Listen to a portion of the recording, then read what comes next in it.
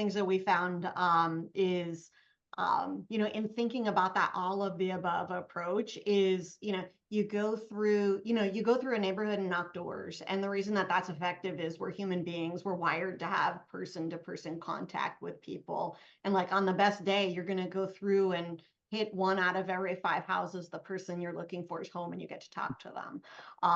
And so, what do you do with the other 4 out of 5? What do you do with the ones that live, all of us are in states where, there could be a couple miles between houses in certain areas. And so you have these places that just aren't knockable. And then, we see people have, an over-reliance on texting. One of the things that's, that's not always immediately obvious is that 20% of just about every list of targeted voters, no matter how you decide to adjust your targeting, is going to be landlines. And so you can't text them.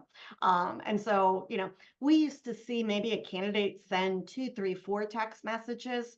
In that race, Jimmy just talked about, we worked on together, we sent 21 text messages. So if someone opts out of your texts, you're no longer going to be able to communicate with them. If someone has a landline, they're going to miss all 21 of those messages. And so making sure that you have a plan to come around someone.